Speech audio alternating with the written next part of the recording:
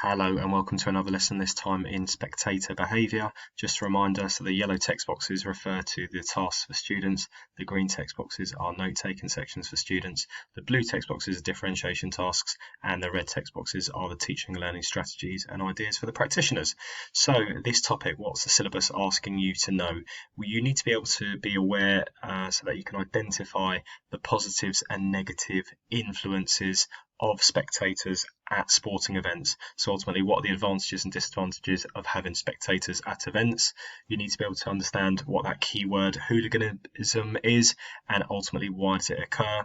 And then you need to be able to evaluate how can we combat, how can we stop hooliganism in sport, and how can we change spectator behaviour? So let's first and foremost think about rise of spectators in sport. So why has this happened? Ultimately, sport is fun. Okay, so sport has been around for decades now, and we talk about hundreds of years, and ultimately it grew in stature. So around about the 19th century, so the 1800s, the 1900s, and moving on to 2000, we've ultimately seen an increase in the number of spectators watching sport.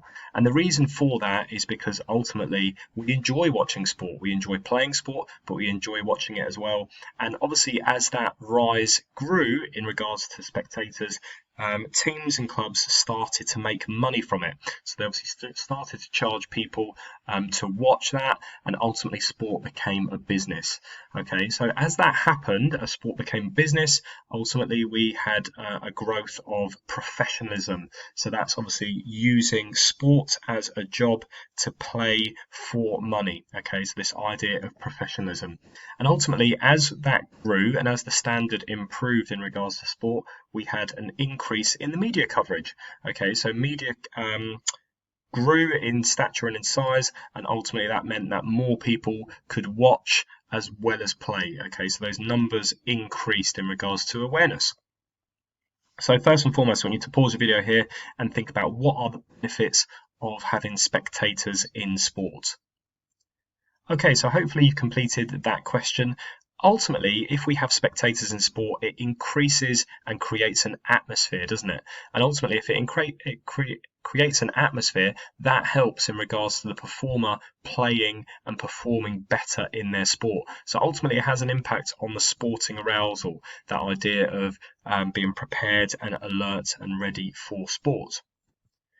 If we look at the positives and negatives to spectators in sport, as I first mentioned, it creates an atmosphere which helps the performer thrive in it. Second of all, it creates this aspect of home advantage.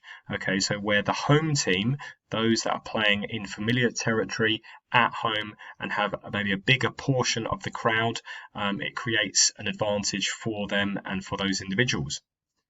Ultimately, sport is also an entertainment. So as it's an entertainment, it requires to have spectators in order to be entertained. Some of the negatives, we'll look at that question in a minute in terms of what we mean by playing behind closed doors.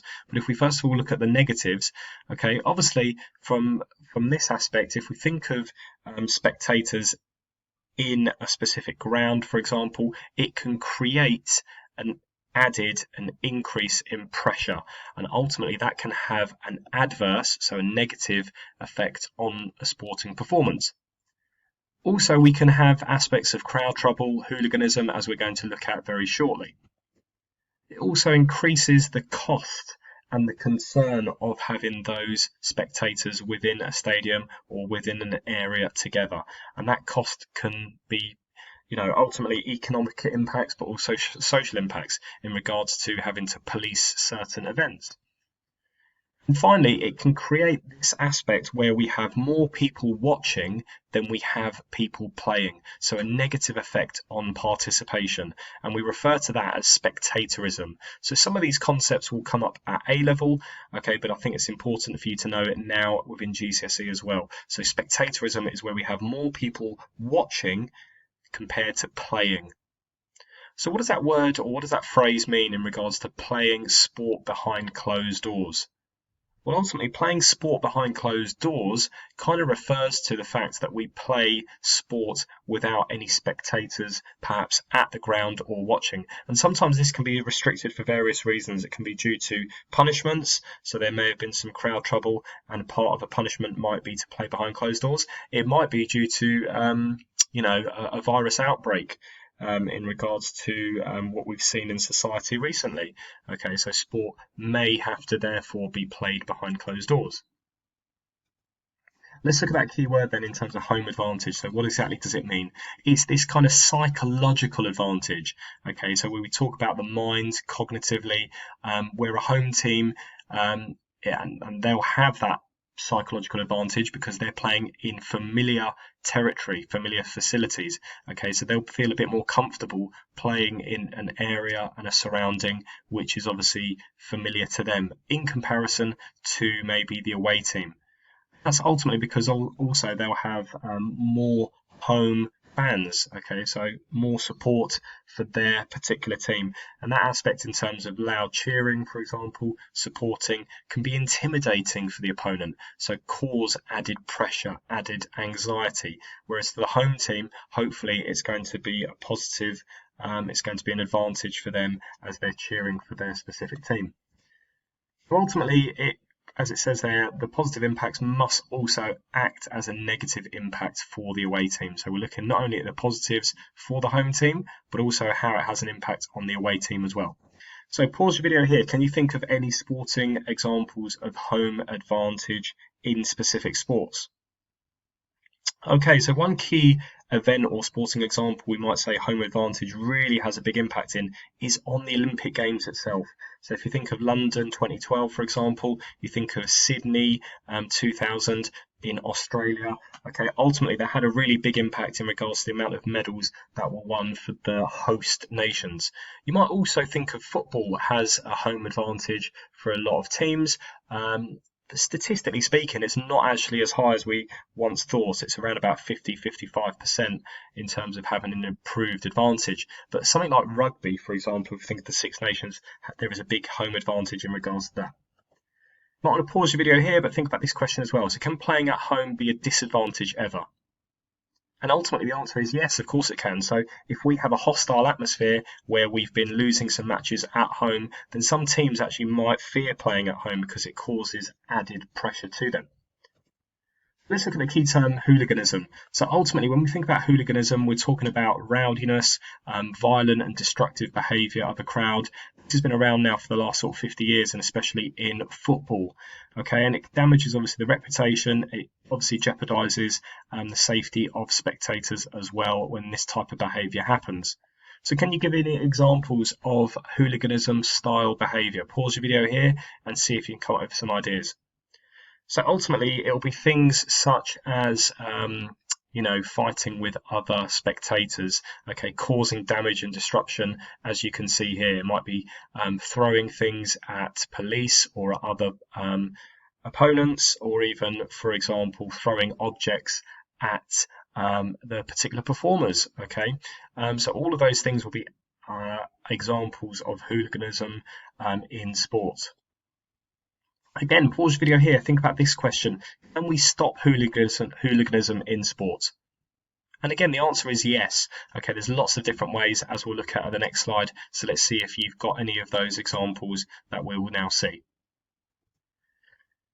Okay, so before we look at how we can stop hooliganism, what are the reasons for it? So ultimately, spectators become too involved in regards to the expectations of success at a match, and there might also be rivalry between teams, and these can be local rivalry, so it could be due to geographical where they're placed, so it could be a London derby, a Manchester derby, and so on. All of those examples exist, or it could be even to do with religion. If we think of Celtic and Rangers, Protestant and Catholic, okay, creating hostile atmospheres that way. There's also the influence of alcohol. If we think of spectators, how they become a bit more confident and rowdy might be due to the fact they're taking in too much alcohol. And we've got this idea of tribal behaviour. So football back in the 1800s and prior to the 1800s, okay, used to be mob football. Okay, so where there was large amount of people playing, and ultimately there were no rules. So it was often very violent, crowded, and anything went. And that's the same now in terms of today. So that tribal behaviour links into kind of gang culture. So if we're part of a crowd, we disassociate ourselves, we become individual, or individualization as it's referred to as in terms of psychology, where we go against what we would normally be like on our own because we're part of a gang culture, a group. We also might blame and have frustration in terms of the result or the way the team's performed or a referee's decision. And ultimately, it can be sometimes seen as a ritual or a display of masculinity, often hooliganism. Not always, but often it will be very male-dominated. So again, pause your video here. Which of these reasons do you think is the most influential reason for hooliganism, and see if you can explain why? Okay, ultimately, there's no one particular one that's most influential. Okay, I think the influence of alcohol has a big impact in regards to how people change their behaviour. But ultimately, it can be things like rivalry as well that could be coming into here, as long as you've justified your answer. Okay, so ways in which we can combat hooliganism. So let's see if you've got any of these down from the previous question that I asked.